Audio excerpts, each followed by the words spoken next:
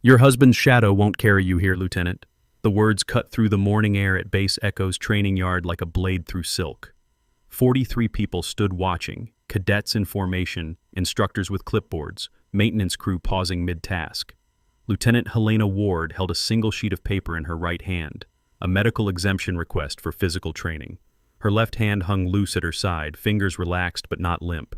She didn't respond to Colonel Adrian Cole's declaration. She simply stood there, 5'7" in standard fatigues, dark hair pulled into regulation bun, face neutral as concrete. Adrian stepped closer, close enough that his breath fogged the space between them. He was taller by half a foot, broader by 40 pounds of muscle earned through 2 decades of combat deployments.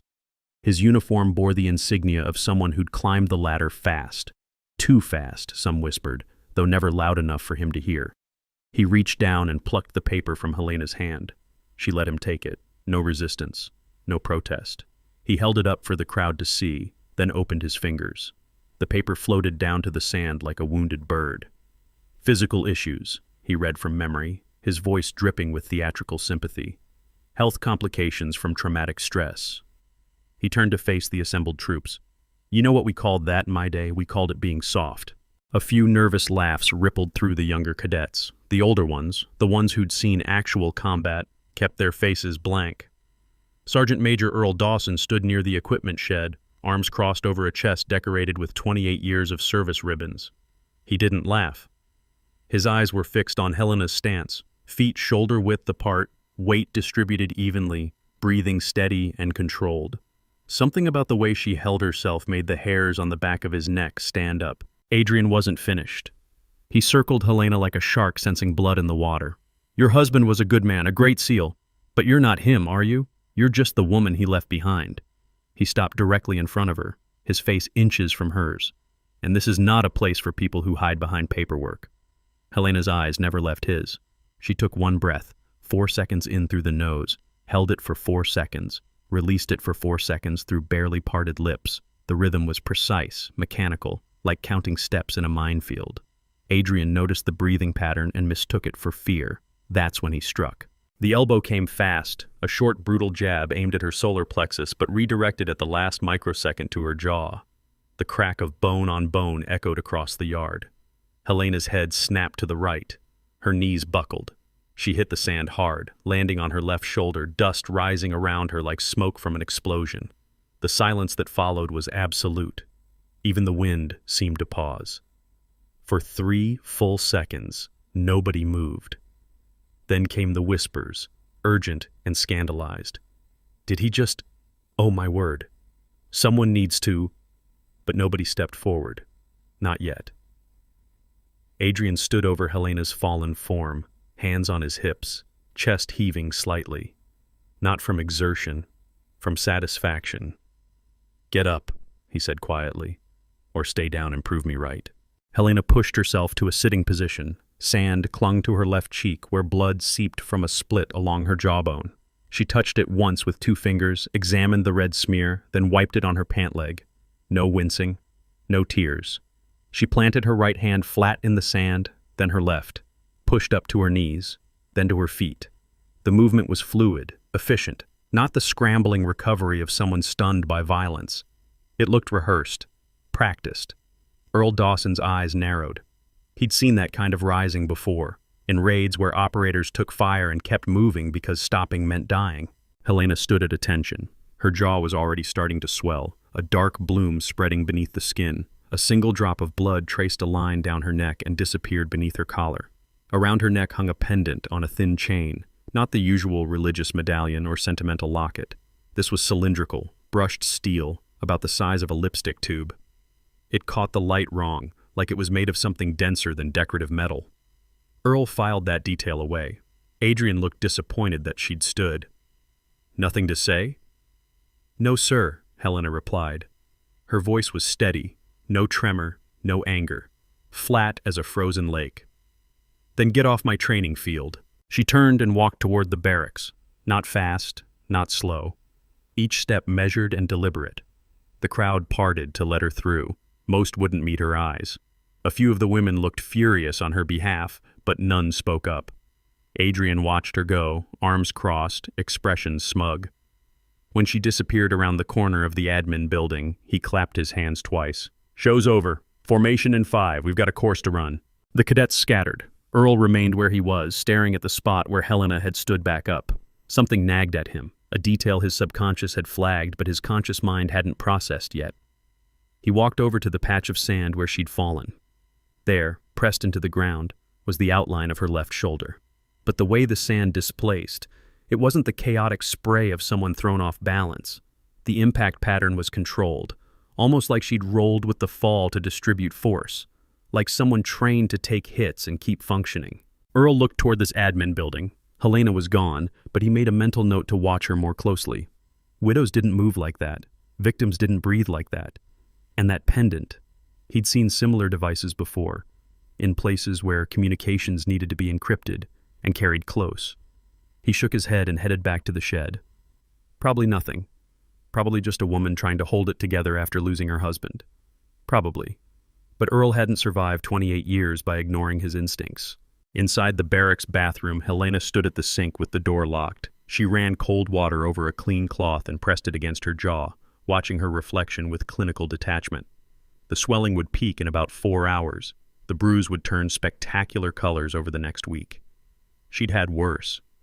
She opened her mouth, tested the range of motion. No broken teeth, no fracture, just soft tissue damage. Acceptable. She pulled her phone from her pocket, not her personal device, a second one she kept in an inner pocket sealed with Velcro that didn't show up on metal detectors. Typed a short message. Contact made. Escalation confirmed. Standing by. Sent it to a number with no name attached. The message disappeared 3 seconds after sending, leaving no trace in the phone's memory. Helena set the phone down and leaned against the sink, closed her eyes, let herself take 5 breaths that weren't counted, weren't controlled. 5 breaths to be the widow everyone thought she was. Then she opened her eyes, splashed water on her face, and became the operative again. If this story makes you angry, hit that like button, because justice is coming, and it's colder than you think. Subscribe so you don't miss what happens when silence becomes a weapon. The next 24 hours passed in slow-burning tension. Helena kept to herself, eating alone in the mess hall at odd hours when the crowd was thin. She attended the mandatory counseling sessions she was supposedly there to lead, listening to young soldiers talk about stress and fear and the weight of carrying weapons. She nodded in the right places, asked gentle questions, took notes. Professional, competent, harmless. But around the base, in the spaces between official duties, the whispers grew louder. Adrian made sure of it.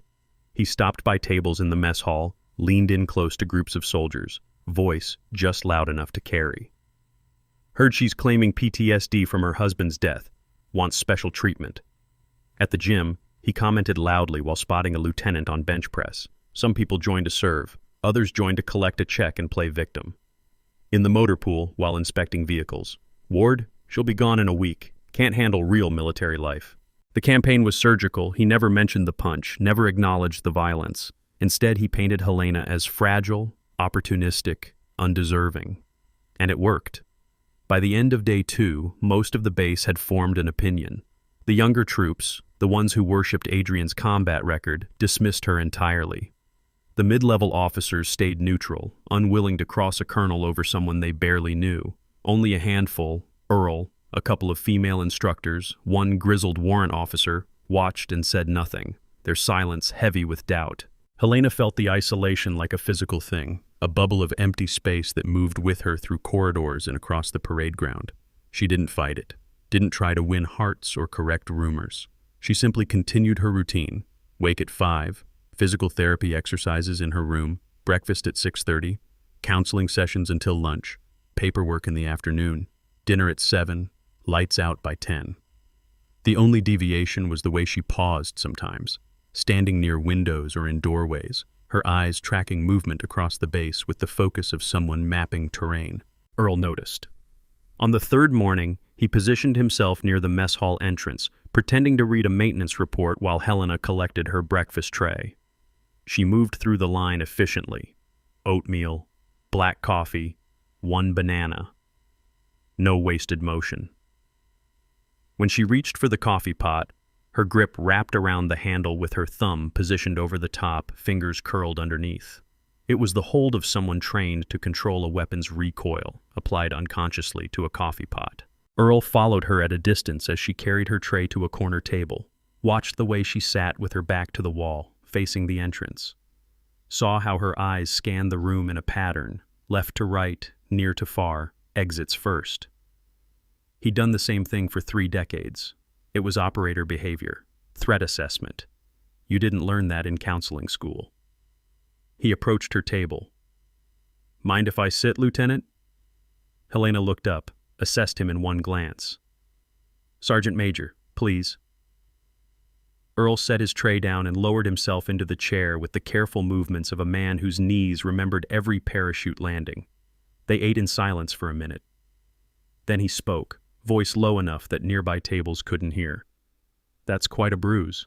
"Yes." "You file a report?" "No." "Why not?" Helena took a sip of coffee, set the cup down precisely in the same spot it had been before. "Because it wouldn't change anything, and because I have my reasons." Earl studied her face. The bruise had ripened into deep purple and yellow, a violent sunset across her jaw. She wore it without makeup, without shame, like it was just another part of her uniform. "Your husband," he said carefully. "He was SEAL Team 6, wasn't he?" Something flickered in Helena's eyes. Not pain, calculation. "Yes." "Lost him 2 years ago. Afghanistan." "Yes." "That must have been hard." It was. Earl nodded slowly. He was fishing, trying to gauge whether grief or something else lived behind that controlled facade. "I knew some 6 guys back in the day. Good men, toughest training in the world." He paused. "You ever spend time around the teams? Learn any of their habits?" Helena met his gaze directly. "I learned that strong people don't need to prove it, and that silence is often the smartest strategy." It wasn't an answer, but it was a message. Earl heard it loud and clear. "Back off, old man. You're getting too close." He finished his eggs, drained his coffee, and stood. "Well, Lieutenant, if you ever need someone to talk to, someone who doesn't repeat things, you know where to find me." "Thank you, Sergeant Major." As he walked away, Earl felt the weight of her gaze on his back. He'd been right. This woman was not what she appeared to be. The question was, what was she actually doing here? That afternoon, Adrian made his next move. He called Helena into his office, a converted storage room in the admin building with a desk, 2 chairs, and a window overlooking the obstacle course. She arrived exactly on time, knocked twice, waited for permission to enter. Adrian didn't look up from his paperwork for a full 30 seconds, a power play so obvious it would have been funny if the stakes weren't what they were. "Sit," he finally said. Helena sat, hands folded in her lap, posture straight but not rigid. Adrian leaned back in his chair, making it creak. "I've been reviewing your file, Ward. Impressive credentials. Master's in psychology, certification in trauma counseling, 2 years with the VA." He closed the folder. "But here's the thing, this isn't the VA, this is an active military base, and I need people who can keep up, physically and mentally." "I understand, sir." "Do you?" He tapped the folder. "Because from where I'm sitting, you've been here 3 days and you're already causing problems. Rumors, distractions. My soldiers are supposed to be focused on training, not gossiping about some counselor who can't handle the environment." Helena said nothing. Adrian waited, hoping she'd defend herself, give him something to latch on to. When she didn't, he shifted tactics. "I'm going to make this simple. Tomorrow morning, 0600, you're going to run the obstacle course with the cadets. Full gear. If you complete it within standard time, you stay. If you don't, you request immediate transfer to a desk job somewhere safe and quiet." He smiled, thin and cold. "I think that's fair, don't you?" It wasn't fair. It was a trap. The obstacle course was brutal. Rope climbs, wall vaults, mud pits, cargo nets. Most new arrivals took weeks to build up the endurance and technique to finish within regulation time. Adrian was banking on Helena failing publicly, giving him grounds to remove her without triggering an official complaint. And if she refused to attempt it, that would be just as good. Either way, she'd be gone. Helena looked at him for a long moment, then nodded. "Yes, sir. 0600. I'll be there." Adrian's smile widened. "Outstanding. Dismissed." She stood, saluted, left. Adrian watched her go, satisfaction blooming warm in his chest. By this time tomorrow, the widow problem would be solved. He pulled out his phone and sent a group text to 5 of his most loyal officers. Ward running obstacle course tomorrow 0600. Spread the word. Should be entertaining. By dinner, the entire base knew. The mess hall buzzed with speculation. Some felt bad for Helena, convinced she was being set up to fail. Others thought it was about time someone made her prove she belonged. A few, mostly the ones who'd seen combat, wondered why she'd agreed so easily. Running a course you weren't prepared for was suicide for your reputation, unless you had a reason to believe you'd succeed. Earl heard about it from a junior instructor who could barely contain his excitement. $50 says she doesn't make it past the rope climb, the kid said, grinning. Earl didn't take the bet. Instead, he made sure his schedule was clear for tomorrow morning. He had a feeling this was going to be more interesting than anyone expected. That night, Helena sat on her bunk with the door locked and the blinds closed. She'd removed the steel pendant from around her neck and opened it with a twist that revealed a USB port, plugged it into her secure phone, typed, "Escalation to physical test, proceeding as planned. Recommend surveillance on equipment shed, 0500, 0600 tomorrow." Sent it. Waited. The reply came back in under a minute. Roger. Eyes on. Stay sharp.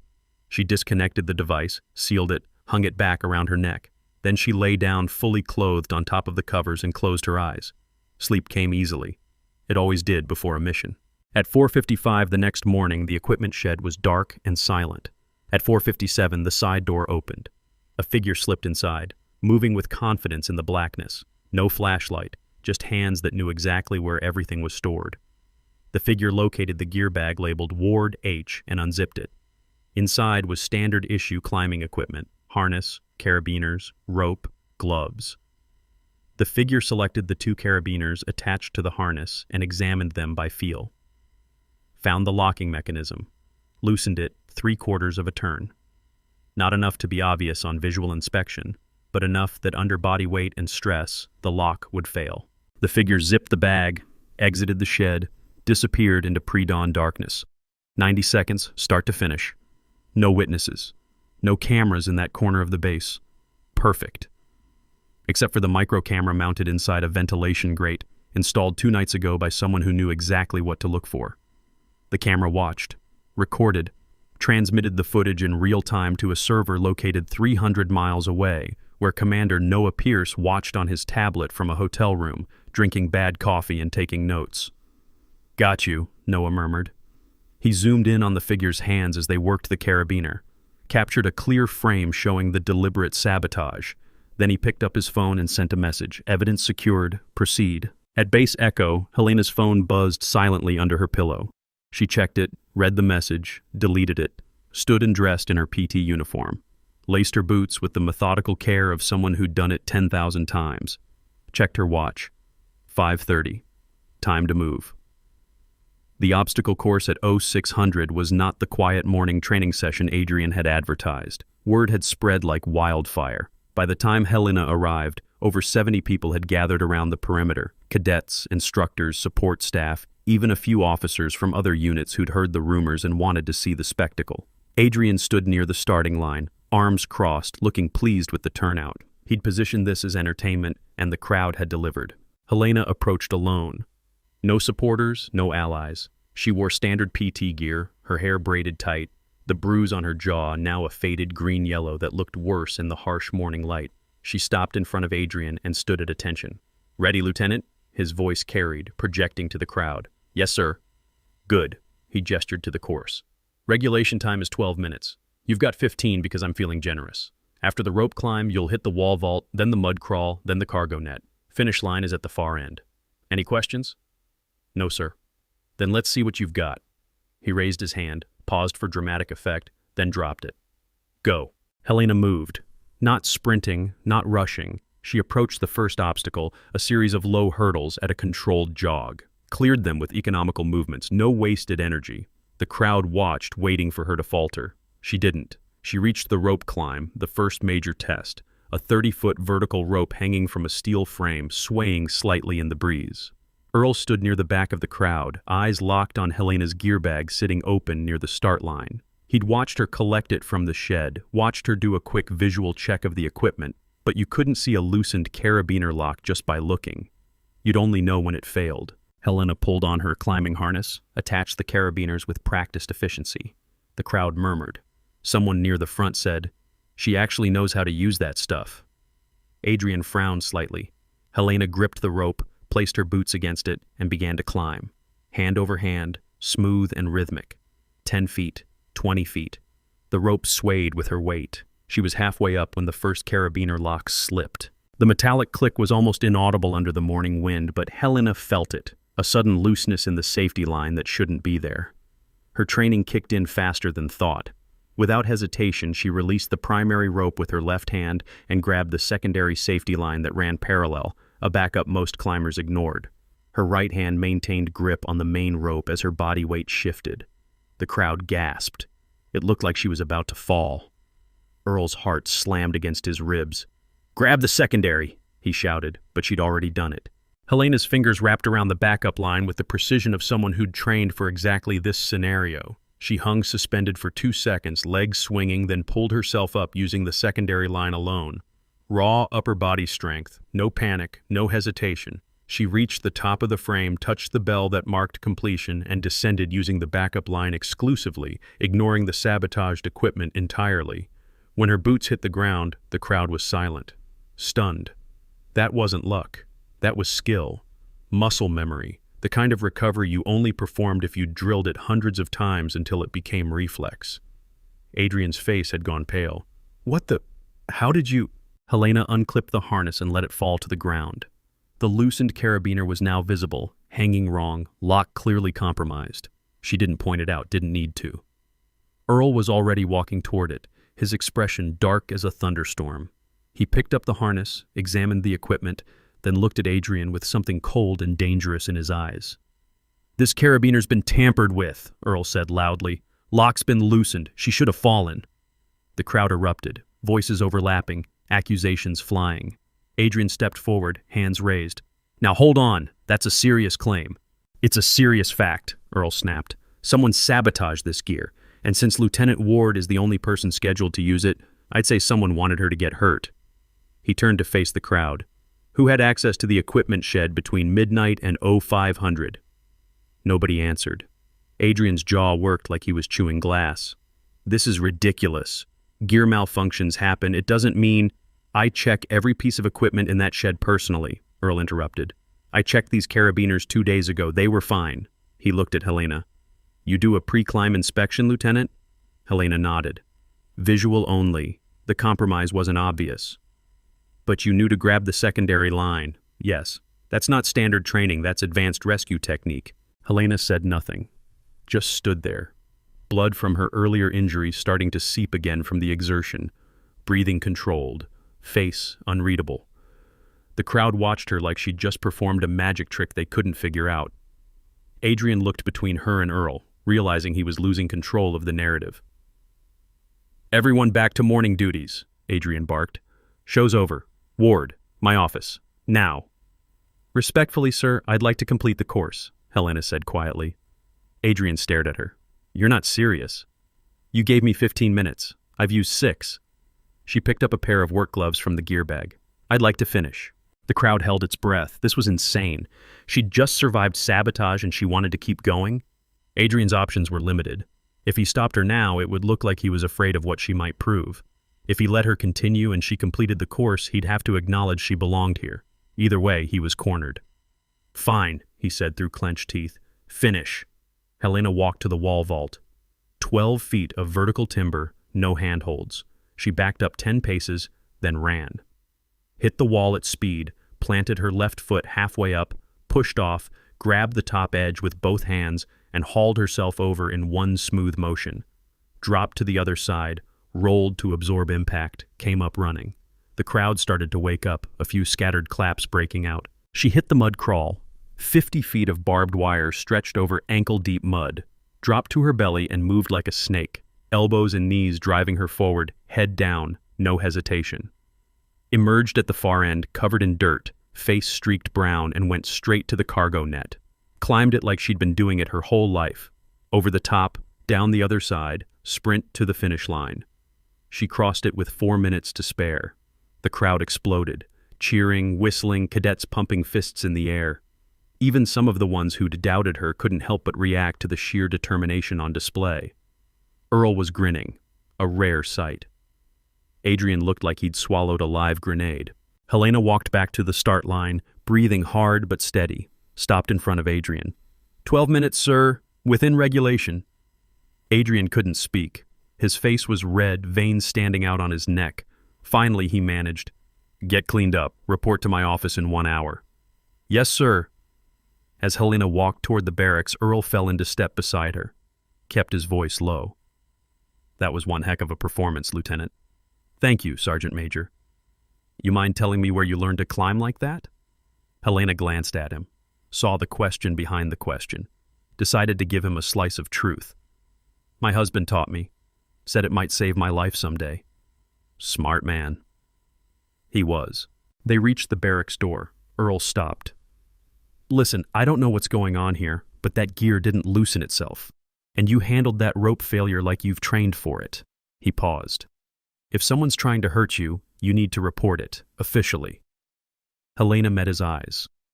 I appreciate the concern, Sergeant Major, but I'm exactly where I need to be. She went inside. Earl stood on the steps, staring at the closed door, feeling like he'd just glimpsed the edge of something massive lurking beneath still water. He pulled out his phone and typed a message to an old friend in CID. Need you to run a background check. Lieutenant Helena Ward. Everything you can find. Call me. The response came back in 30 seconds. Already on it. You'll want to sit down for this one. Do you think she'll survive this setup? Drop your guess in the comments. And if you're rooting for her, smash that subscribe button. Helena stood in the barracks shower, letting scalding water wash mud and blood down the drain. Her jaw throbbed where Adrian's elbow had connected days ago, a steady pulse that kept time with her heartbeat. She pressed her thumb against the swelling, testing the pain threshold. Still tender, but functional. Everything was functional. That's what mattered. She dried off, dressed in a clean uniform, and checked her secure phone. One message waited. Package delivered. Asset in position. Green light for Phase 2. She deleted it, tucked the phone away, and headed to Adrian's office. The corridors were quieter than usual, people averting their eyes as she passed. News of the sabotaged equipment had spread like smoke through ventilation shafts. Nobody knew what to make of her anymore. The widow who wouldn't break, the counselor who climbed like a specialist, the woman who walked through Adrian's traps like they were inconveniences instead of threats. Adrian's door was open. He sat behind his desk, fingers steepled, face carved from stone. Helena knocked once, entered when he gestured, stood at attention. Neither spoke for 10 seconds. He was trying to intimidate her with silence. It didn't work. That was quite a show this morning, Adrian finally said. His voice was controlled, but barely. You want to explain how you knew to grab that secondary line? Training, sir. What kind of training? The thorough kind. Adrian's jaw clenched. You're playing games, Ward. I don't appreciate games. I'm not playing anything, sir. You set a standard. I met it. He stood abruptly, chair scraping back, walked around the desk until he was 3 feet from her, close enough to loom, far enough to maintain plausible deniability. Let me be crystal clear. I don't care what skills you think you have. I don't care who your husband was. You don't belong here. This base runs on discipline and strength, not sympathy for people who can't handle the reality of military life. Helena's expression didn't change. Is there anything else, sir? Adrian wanted to hit her again. She could see it in the micro-tension around his eyes, the way his right hand curled into a fist, then released. But they weren't alone on a training field now. They were in his office, where assault would be harder to excuse. He settled for leaning closer, voice dropping to a whisper meant to cut. I know why you're really here. You think if you tough it out, prove yourself, it'll bring him back somehow, fill the hole he left. But it won't. He's gone, and you're just embarrassing his memory by pretending to be something you're not. It was designed to wound, to find the emotional pressure point and press until something broke.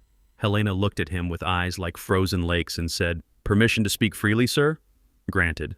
You didn't know my husband. You don't know me, and you have no idea what I'm capable of. She paused, just long enough for the words to settle. Is that all, sir?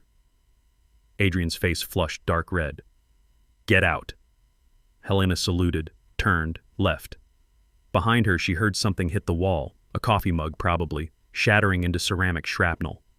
She kept walking, face neutral, while inside a cold satisfaction bloomed.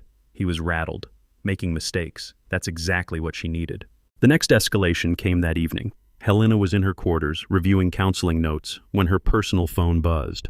Not the secure one, her regular device. A text from an unknown number. "Check your email. You'll want to see this." She opened her laptop, navigated to her inbox. The subject line read, "Seal widow can't handle reality." The email contained a link. She clicked it, already knowing what she'd find. The link opened to an internal base message board, the kind soldiers use to share news, jokes, and gossip. Someone had posted a photo of her from this morning's obstacle course, mid-fall on the rope climb, face contorted, body twisted. The angle made it look like she was flailing, panicking. The caption read, "Lieutenant Ward, proving she doesn't belong. Took her husband's name but not his courage. How long before she quits?" Below the post, comments piled up. Some defended her, most didn't. "She's taking up space someone useful could fill. Embarrassing. My grandmother climbs better than that. Why is she even here?" The thread had 63 replies in 4 hours. It was going viral within the base ecosystem. Helena took a screenshot, saved it to a folder, and closed the laptop. This was Adrian's work, or someone acting on his behalf. Coordinated character assassination to complement the physical intimidation. She'd expected it, planned for it. But seeing the cruelty laid out in text form, the casual dehumanization, still triggered something cold and sharp in her chest. Not anger. Anger was too hot, too useful to her enemies. This was the ice that came before a storm. She picked up her secure phone, typed, "Digital attack initiated. Preserve all evidence. Recommend monitoring board activity for additional actors." Sent it. The response came quickly. "Already archived. We have IPs. 2 officers, 3 enlisted. Cole's fingerprints all over this." Helena set the phone down and lay back on her bunk, stared at the ceiling. Let herself remember just for 60 seconds what it felt like to be someone's wife instead of someone's weapon. To wake up next to warmth instead of mission parameters. To plan vacations instead of operations. The grief was real. The love had been real. But underneath both, colder and harder, was the fury that came from knowing how her husband had died. Not in combat, not with honor, but abandoned by the man who now sat in a comfortable office 300 yards away, wearing medals he didn't deserve. 60 seconds passed. Helena closed that door, locked it, and became the operative again. The next morning, she found her locker in the women's changing room had been vandalized. Someone had scratched the word "fraud" across the front. Inside, her spare PT uniform had been shredded, cut into ribbons with something sharp. Her running shoes were missing. In their place sat a pair of children's sneakers, pink with cartoon characters. The message was clear. "You're a joke, a child pretending to be a soldier." Helena examined the damage without expression, pulled out her phone, photographed everything from multiple angles, sent the images to the secure server. Then she changed into her remaining uniform, laced up her boots, and headed to breakfast. She'd run in boots before. Wouldn't be the first time. At the mess hall, the whispers followed her like contrails. People stared openly now, no pretense of subtlety. She collected her tray, oatmeal, coffee, orange, and scanned for a seat. Every table was full except one in the far corner. She headed toward it. As she passed a group of junior officers, one of them stuck his foot out.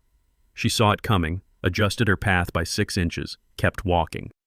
The officer's buddies laughed at his failed attempt. She sat alone, ate mechanically, tasting nothing.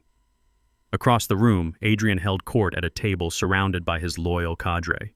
He glanced her way once, smirked, then returned to whatever story he was telling.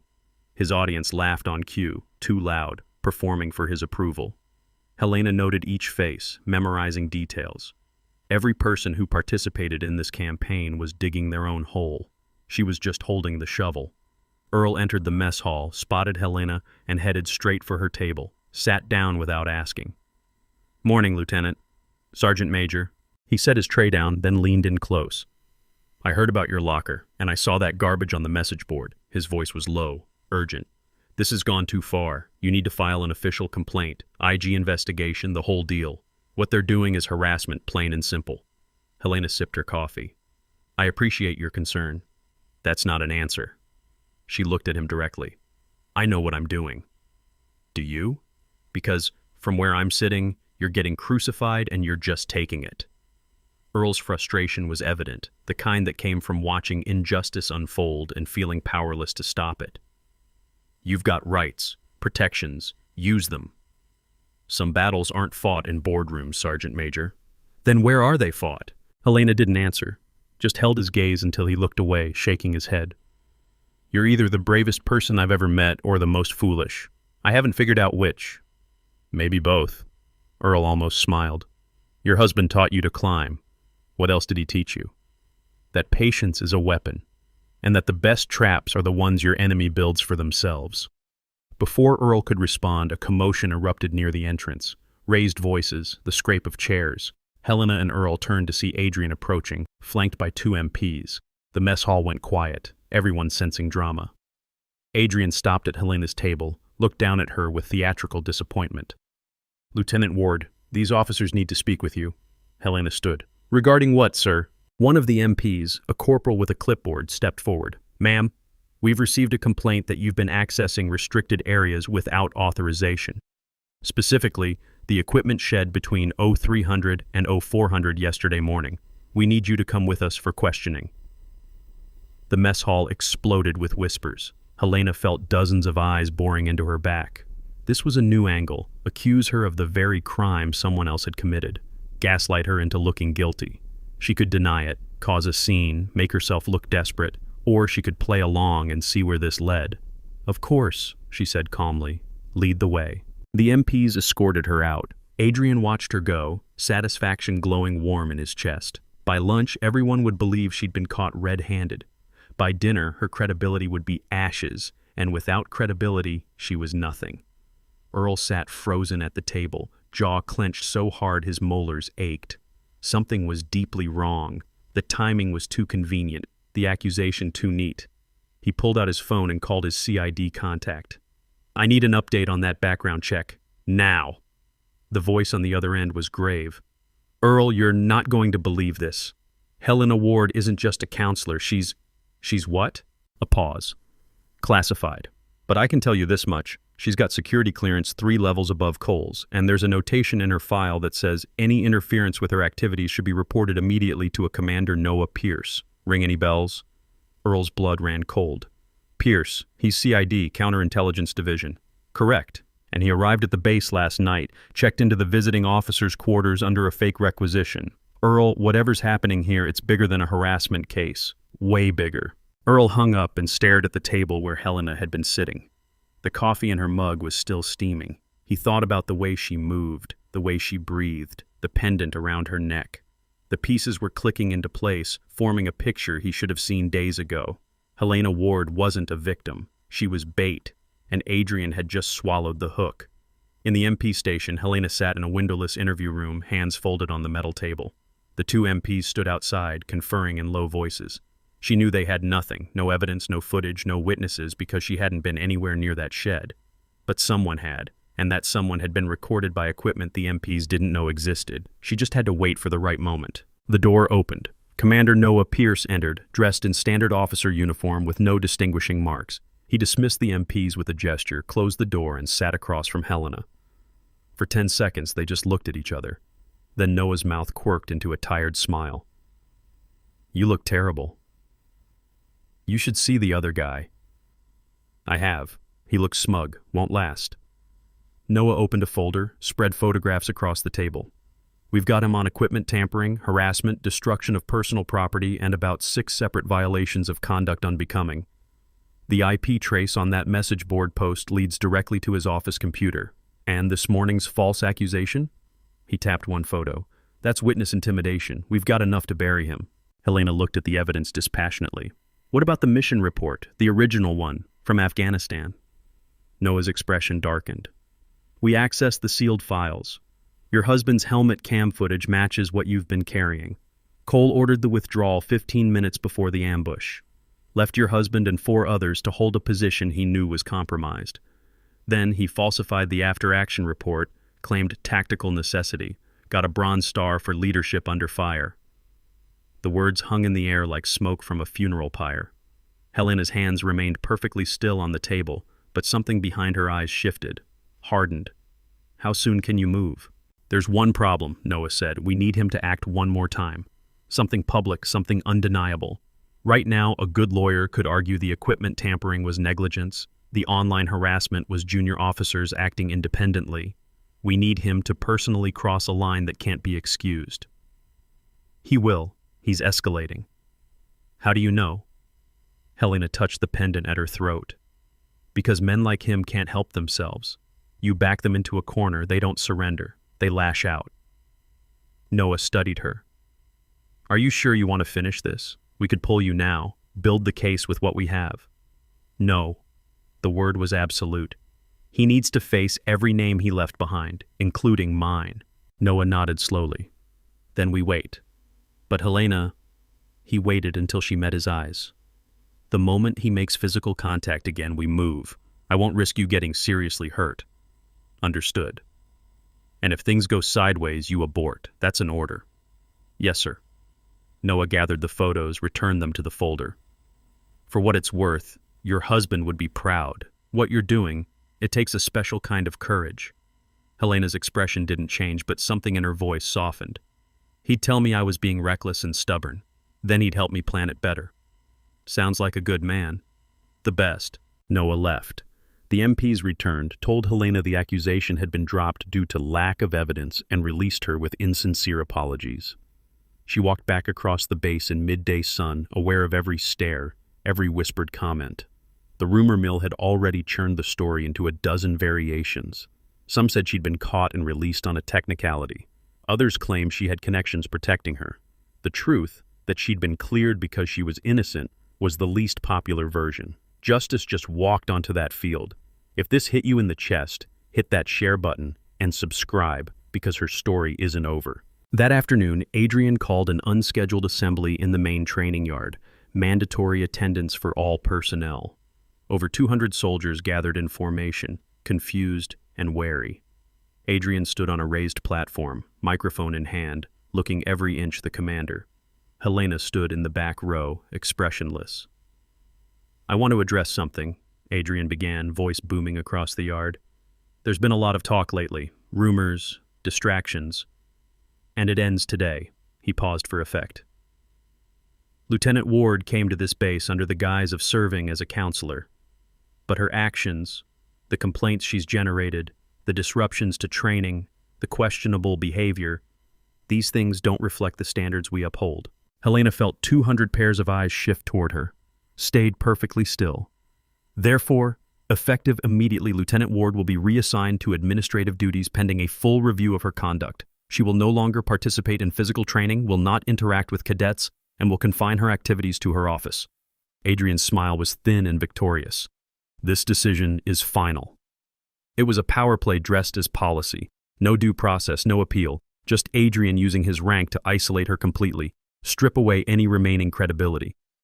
The crowd murmured, some approving, some uneasy. Earl's face was thunderous. He started to step forward, but Helena caught his eye and shook her head once. Don't, Adrian continued, warming to his audience.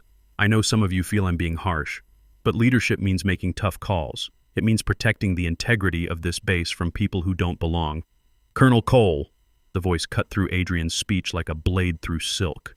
Commander Noah Pierce stepped out from behind the admin building, flanked by 4 CID agents. He walked across the yard with measured steps, each one echoing in the sudden silence. Adrian's face went pale. Commander Pierce, this is unexpected. I'm sure it is. Noah stopped at the base of the platform. Colonel, I'm going to need you to step down. We have some things to discuss. This is highly irregular. I'm in the middle of... Step down, sir, now. Something in Noah's tone made refusal impossible. Adrian descended, confusion giving way to the first flickers of fear. What's this about? Noah turned to address the assembled troops. I apologize for the interruption. What you're about to witness is the result of a 3-month counterintelligence operation. I need everyone to remain in formation. Do not leave. Do not interfere. He looked at Adrian. Colonel Adrian Cole, you are hereby placed under arrest for dereliction of duty, falsifying official reports, destruction of government property, assault on a federal operative, and conduct unbecoming an officer. The yard exploded. Shouts, gasps, soldiers breaking formation despite orders. Adrian staggered back. That's insane. I don't know what lies Ward has been feeding you, but Lieutenant Ward is not just a counselor, Colonel. She's the founder of Dragon Widow, a counterintelligence unit that investigates suspected betrayal within special operations. She's been operating under deep cover for 90 days. Noah nodded to one of the agents, who pulled out a tablet. And everything you've done, every threat, every act of sabotage, every harassment has been documented. Adrian's mouth opened and closed. No sound came out. He looked at Helena, who had moved to the front of the crowd. Their eyes met across 20 feet of dirt. She reached up and pulled down the collar of her uniform, revealing the top of her left shoulder. There, in black ink, 2 large serpents coiled around each other, their bodies intertwined in an ancient symbol of vengeance and justice. The crowd gasped. The tattoo was unmistakable, not military standard, not decorative. It was a mark of unit designation, the kind operators wore to identify each other in classified contexts. Earl stepped forward, recognition dawning on his face. He'd seen similar marks on SEAL team members, on Delta operators, on people who lived in shadows and hunted monsters. Adrian's phone buzzed in his pocket. He pulled it out with shaking hands. The screen displayed an alert. Security breach detected. Dragon Widow operative identified at Base Echo. Immediate stand-down required. The message had been sent the moment Helena's tattoo came into view, triggered by facial recognition software monitoring the base. It was proof, incontrovertible, digital, time-stamped. Adrian looked from the phone to Helena and for the first time saw her for what she really was. Not a victim, not a widow playing dress-up, a hunter who'd been circling him for months, waiting for him to provide enough rope to hang himself. "You," he whispered. "This whole time." "Yes." Helena's voice was calm, but underneath it ran a current of frozen steel. 3 months ago, I requested this assignment.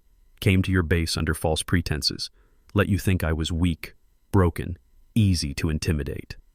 She took 3 steps forward. Every insult, every threat, every time you tried to break me, you were building my case. I didn't need to hunt you, Colonel. I just needed you to be yourself. Noah held up the tablet. We have footage of you tampering with climbing equipment, IP logs linking you to harassment campaigns, testimony from 12 witnesses about assault and intimidation, and, he swiped to a new screen. We have this. He turned the tablet toward the crowd. On screen, helmet camera footage, grainy and jerking, a firefight in desert terrain, radio chatter, then a voice, clear and commanding. Viper 1, withdraw now, that's an order. The camera panned right, showing 5 soldiers pinned down by enemy fire. One of them, Helena's husband, looked directly at the lens, shook his head. Sir, we can hold. We need air support. The radio cut out. The camera showed a figure retreating toward an extraction point, leaving the 5 behind. 30 seconds later, the screen went white with explosion. The yard was silent as a grave. Every person present understood what they'd just witnessed. Adrian's face had gone gray, sweat beading on his forehead. His knees buckled. He dropped to the ground, hands sinking into the sand. You weren't supposed to know, he said, voice barely audible. The files were sealed. It was classified. You weren't supposed to... But I did know. Helena crouched down to his level, voice soft and lethal. My husband's helmet cam had a backup battery, kept recording for 47 seconds after primary power failed. Those 47 seconds showed everything. Where you went, what you said, who you left to die. She reached into her pocket and pulled out the steel pendant, opened it to reveal the USB drive inside. I've been carrying his last moments around my neck for 2 years, waiting for the right time, the right leverage. She stood, looked down at him. You wanted me gone because I reminded you of what you did, but I stayed, not to forgive, not to heal. I stayed to make sure you face every name you left behind. Adrian's hands covered his face. His shoulders shook. The CID agents moved in, pulled him to his feet, secured his hands behind his back. Noah read him his formal rights, words droning, mechanical and official. But Helena barely heard it. Her focus was on the crowd, the faces showing shock, betrayal, vindication, shame. Earl approached her slowly, hands raised like he was dealing with something wild and dangerous. Lieutenant, Helena, why didn't you tell me? Because if I had, you would have tried to protect me, and I needed Cole to believe I was vulnerable, needed him to attack. She looked at the old sergeant major, saw the war between respect and anger in his eyes. I'm sorry I used you, but I couldn't risk the mission. The mission. Earl shook his head. How many people have you done this to? How many times have you played the victim to catch a predator? 5 operations. This was number 6. And each time you let them hurt you. Each time I let them reveal themselves. Earl studied her face, the fading bruise, the split lip, the exhaustion carved into every feature. That's one heck of a price to pay. Cheaper than letting them go free. Earl nodded slowly. Your husband. He knew what you'd become. He helped train me, taught me how to take a hit, how to climb, how to survive. He always said, her voice caught just for a second. He said the best operators aren't the strongest. They're the ones willing to bleed longer than their enemies can watch. Before Earl could respond, Noah called out, Lieutenant Ward, we need your statement for the record, and medical needs to check you over. Helena nodded, but before she could move, something unexpected happened. One of the female cadets stepped forward, came to attention, and saluted. Then another, then 5 more. Within 30 seconds, half the women in the formation were saluting her, not because regulations demanded it, but because they'd witnessed something that mattered. A woman who'd endured hell, stayed silent, and emerged holding the evidence that would burn her tormentor down. Helena returned the salute, throat tight. She hadn't expected this. Hadn't planned for the moment when silence transformed into solidarity. She held the salute for a 3 count, then dropped it and walked toward Noah's vehicle. As the CID agents loaded Adrian into an armored transport, he looked back at Helena one last time. I could have ended you. 1 word, and you'd have been gone. Helena paused, turned. You did end me, just not the way you thought. You ended the woman who believed the system would protect her. You ended the widow who trusted that good men always win. What's standing here now? She gestured to herself. This is what you created, and I'll spend the rest of my career hunting down every person like you. The transport doors closed. Adrian disappeared behind tinted windows. The vehicle drove away, leaving dust hanging in the air like ghosts. The aftermath moved with bureaucratic efficiency. Within 2 hours, the base was locked down, all personnel interviewed, statements recorded. By evening, the story had spread beyond Base Echo. Text messages, phone calls, encrypted emails traveling through military networks. Cole's arrest, Ward's cover, Dragon Widow revealed. The news hit like a cluster bomb, fragmenting into 1,000 smaller explosions as people processed what it meant. In the temporary CID headquarters, Noah debriefed Helena in a room with white walls and fluorescent lights that made everything look washed out. She sat across from him, medical report in hand, bruised jaw, minor lacerations, muscle strain, nothing permanent, everything calculated. The trial will take 4 to 6 months, Noah said, reviewing his notes. But with the helmet footage and the documented pattern of behavior, conviction is almost certain. You did good work, Helena. Clean operation. What about the others? The officers who participated in the harassment? 6 facing disciplinary action.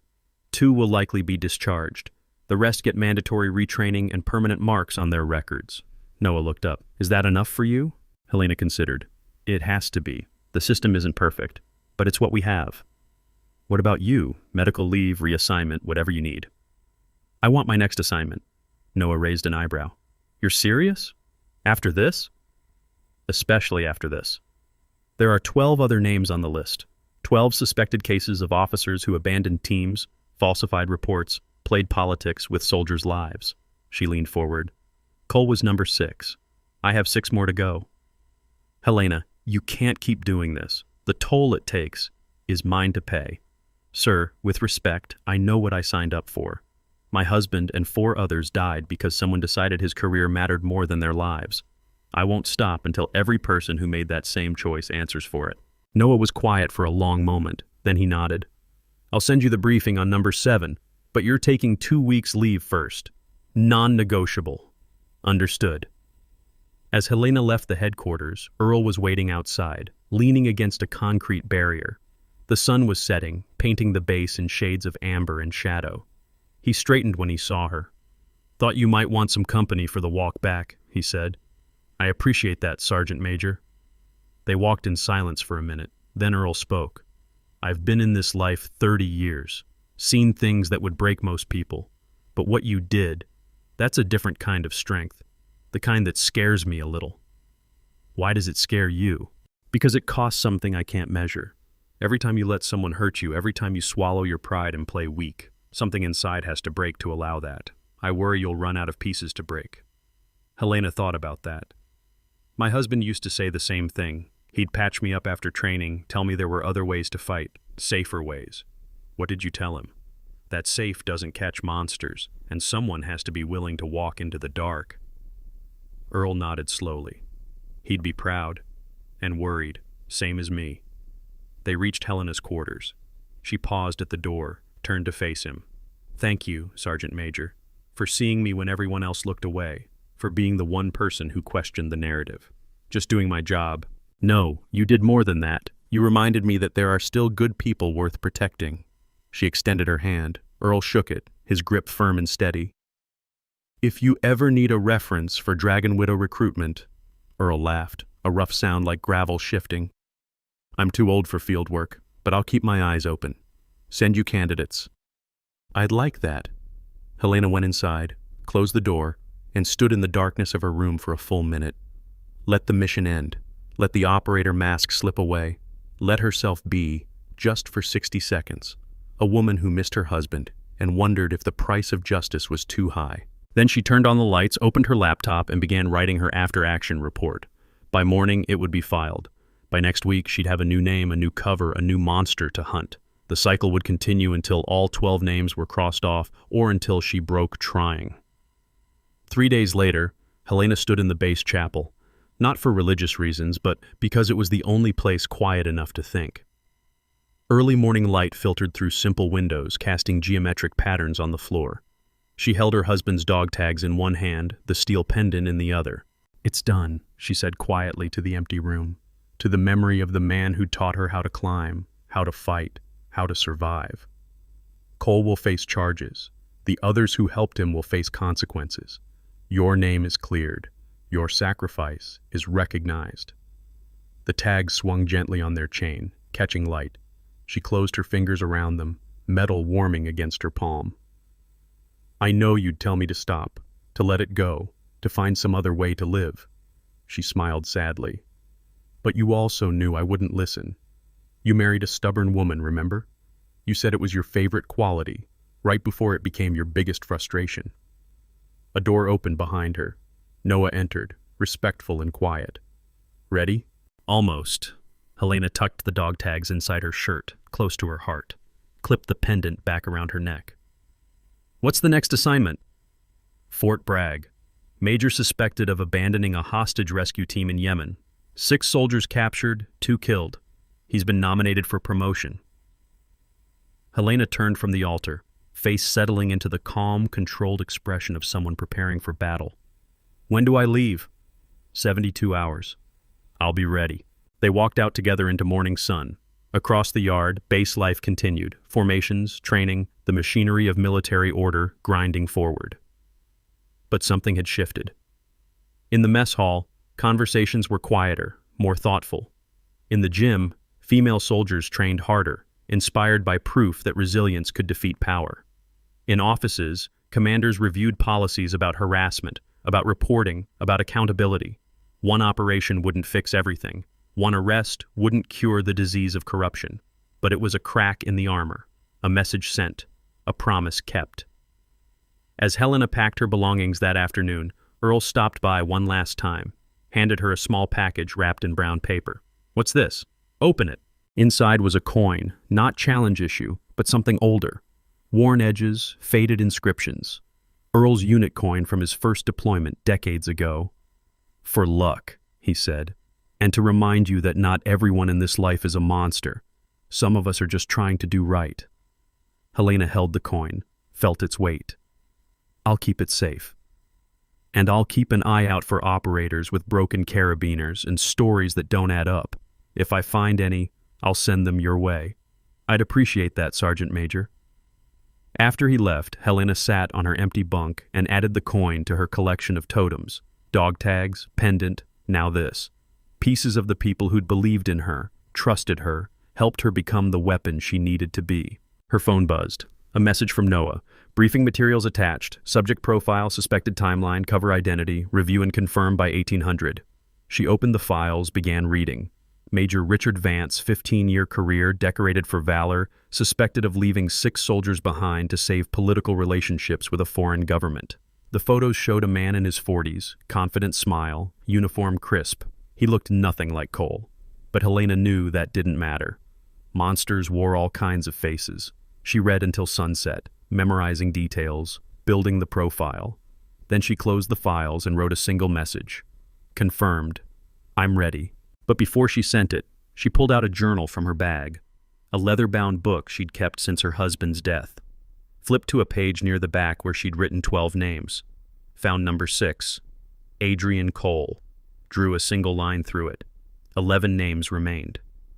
She looked at the list for a long moment, then wrote beneath Cole's crossed-out name, "Justice isn't loud, it's patient, and it never forgets." Closed the journal, sent the message, began preparing for the next hunt. She stood and walked to the window, watching the base transition into evening. A group of female cadets jogged past, their formation tight and synchronized. One of them glanced up at her window, saw her silhouette, and straightened her posture mid-stride. Helena recognized her, one of the women who'd saluted 3 days ago. The gesture was small, barely noticeable, but it carried weight. Proof that what she did mattered beyond courtrooms and case files. That every operation sent ripples through the ranks, changing how people saw strength, how they understood courage. She touched the pendant at her throat one last time, then turned from the window. Outside, the base hummed with evening routines. Soldiers heading to dinner, instructors finishing paperwork, the steady rhythm of military life. Somewhere in a federal holding cell, Adrian Cole sat alone with his crimes. Somewhere in Yemen, families grieved soldiers who'd been abandoned. Somewhere on Fort Bragg, a major slept soundly, believing he'd gotten away with his choices. But Helena Ward, founder of Dragon Widow, widow turned weapon, the woman who'd learned to turn silence into a trap, was coming. And patience, as she'd proven, was the deadliest weapon of all. Every soldier carries a story that few ever hear. Listen with your heart. Thank you for staying and watching. Subscribe to MVB Story for more.